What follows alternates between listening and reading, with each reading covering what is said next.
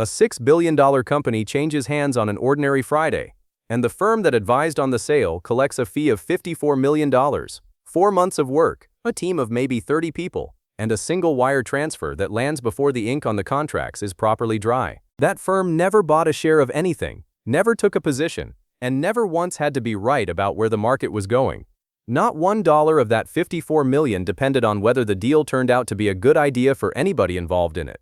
That last part is not a footnote about how one fee happened to be structured.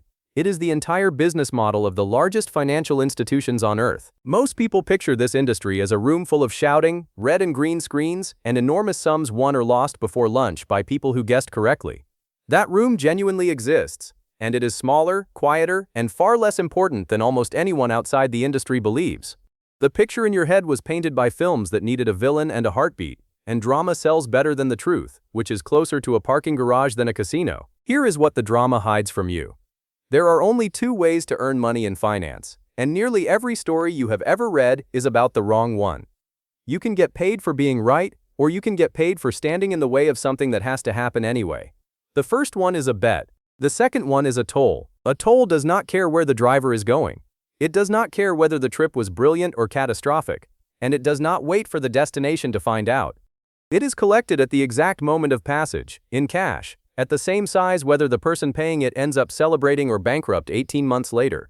Every enormous revenue engine we are about to open works precisely that way. None of this was always true, which is the part that makes it interesting. Before 2008, the biggest firms ran gigantic trading books with their own capital, taking genuine directional bets on mortgages, currencies, and interest rates. And some of those bets were the reason the world nearly stopped working. The rules written afterwards pushed them out of speculating with their own money for their own account, and everyone assumed the profits would collapse with it. They did the opposite. Stripped of the freedom to gamble, the largest institutions leaned harder into the parts of the business that had never required a correct prediction in the first place. And those parts turned out to be steadier, fatter, and far easier to defend than the trading floor ever was. The regulation designed to punish them quietly handed them a better business model, and their revenue has spent the years since proving it. When one of these firms trades today, it is almost always doing it on behalf of somebody else, a pension fund, an insurer, a corporation, another money manager. The bank is not the driver anymore. The bank is the road, and there are 4 separate booths standing on it, each one charging in a completely different way. The 4th is the reason this industry is nearly impossible to kill. And there is a 5th booth at the end that you personally drive through every single month. The first booth on the road charges for advice, and it is the one everybody pictures when they hear the word banker. When one company buys another, the buyer hires a firm to run the entire process, to price the target, to structure the deal so it does not detonate on some tax or legal technicality, and to carry messages between 2 sides who cannot yet be in the same room together. The surprise is in how that work gets billed. The fee is not a flat number and it is not an hourly rate. It is a percentage of the size of the deal, and the percentage shrinks as the deal grows. On a small transaction of a few million, advisors might charge 3 to 5%, while on a mega deal in the billions, that same percentage falls under 1. Falling percentages sound like falling pay, right up until you multiply them out. 0.9% sounds like a rounding error. And on a $6 billion sale, it is $54 million, which is the Friday afternoon we started with. The number shrinks in percentage terms and grows in absolute terms at the same time, which is exactly how a toll road behaves when the trucks get bigger. The advising fee is also rarely the only one on the invoice. If the buyer needs to borrow money to fund the purchase, and buyers usually do, the same institution generally arranges that financing and earns a separate fee for arranging it. One relationship, one process, 2 or 3 tolls collected from different pockets of the same transaction. There is a compounding effect on top of that. And it has nothing to do with interest. Once a firm has guided a company through one enormous deal, it gets the call for the next one almost automatically, because nobody wants to explain a fresh advisor to a board halfway through the biggest decision of the decade. Winners keep winning here, which is why the same handful of names appear again and again on the largest transactions on earth. Now hold all that against one uncomfortable fact. Study after study finds that somewhere between half and 3/4 of large mergers fail to deliver the value that was promised when they were announced, which means the buyer regularly ends up poorer for having done it. The fee is paid at closing regardless, in full, wired before anybody knows whether the idea was any good. That is booth number 1 in a single sentence. The advisor is paid for the crossing and not for the destination. The destination belongs entirely to somebody else, and the toll is calculated on the size of the vehicle rather than on the wisdom of the journey. The second booth charges for a door, and it happens to own the only door in the building. This is underwriting, which is what happens when a company needs to raise money by selling shares to the public for the first time, or by borrowing from investors through a bond issue instead of a bank loan. Most people assume the bank simply introduces the company to buyers and takes a commission for the introduction. In a traditional offering, it does something considerably stranger than that. It buys the entire block of shares from the company itself at an agreed price, and then turns around and resells them to investors at a slightly higher one. The company gets certainty, the bank gets the difference, and the difference is the toll. Notice that this booth has a genuine bet buried inside it.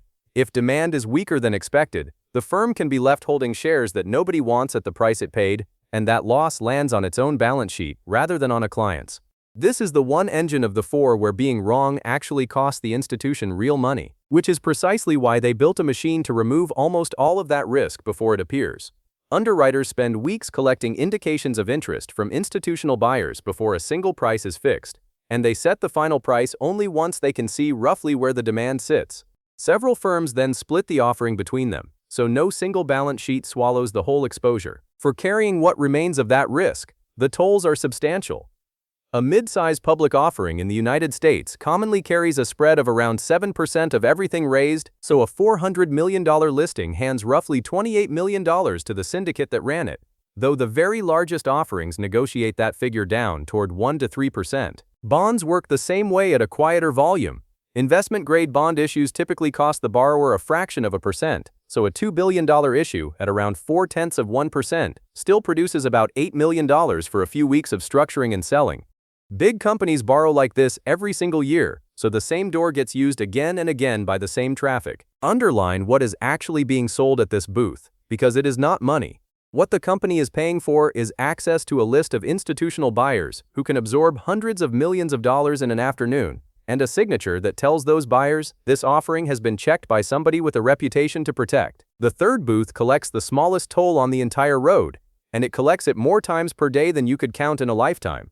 This is market making, and it is the part of the business most often mistaken for gambling, largely because it happens on a trading floor and involves screens full of prices moving. Think of a dealership that will both buy your car and sell you one within the same 10 minutes. It has no particular view on whether cars will be worth more next spring. It simply quotes a price at which it will buy and a slightly higher price at which it will sell, and it lives on the gap between those two numbers. A market maker does that with shares, bonds, and currencies, thousands of times per second. On a $50 stock, a 1-cent gap between the buying price and the selling price is 0.02%, which is invisible to you and irrelevant to any single trade you will ever place.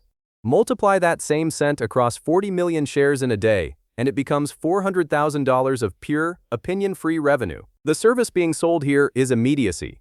And immediacy turns out to be worth a great deal. When an insurer needs to sell 8 million shares this afternoon without collapsing the price of its own holding, it does not post them on an app and hope. It calls a desk that will take the entire block onto its own book instantly and unwind it carefully over days. You already pay this toll, by the way, and you almost certainly do not see it. Commission-free trading did not delete the cost of your trade. It moved it from a line on your statement into the gap between the price you bought at and the price you could have sold at in the same second. The toll did not disappear, it just stopped being itemized. That is the entire trick of Booth 3. Nobody at that desk is predicting anything. They are renting out the ability to transact right now. And the rent is charged in fractions of a cent multiplied by an ocean of traffic. Volume replaces accuracy completely, and volume, unlike accuracy, can be scheduled, staffed, and scaled up every year on purpose. The fourth booth looks like the dullest of the four, and it is quietly the best business any of them ever built. This is asset and wealth management, where the institution simply looks after money that belongs to wealthy families, pension schemes, insurers, and endowments, and charges an annual fee for the privilege of doing so. The fee is a percentage of the total pile, usually somewhere between 0.5% and 1% every year, and it is charged on the size of the assets rather than on anything that happens to them. A $600 million mandate at 0.9% produces $5.4 million a year, and then it produces it again the following January without anybody signing anything new. Compare the shape of that to the first booth. An advisory fee is an event, the deal closes, the money arrives, and the team immediately has to go and find the next deal, or the revenue simply stops. A management fee is a subscription that renews itself in silence, and the client has to make an active decision to leave in order to switch it off. Then comes the part that makes this booth genuinely extraordinary. In a year when markets fall 18%, the client watches a fortune evaporate on the statement and the fee still arrives on schedule, calculated on whatever is left. Down years shrink it slightly. They do not stop it, they do not require an apology, and they very rarely cause anybody to leave. Line the four up, and the pattern is impossible to miss. A crossing fee, a door fee, a spread fee, and a standing annual charge, and not one of the four requires anyone at the institution to correctly guess the direction of anything. They are being paid for the movement of money, not for the outcome of it. It is worth making the scale concrete, because billions stop meaning anything after a while.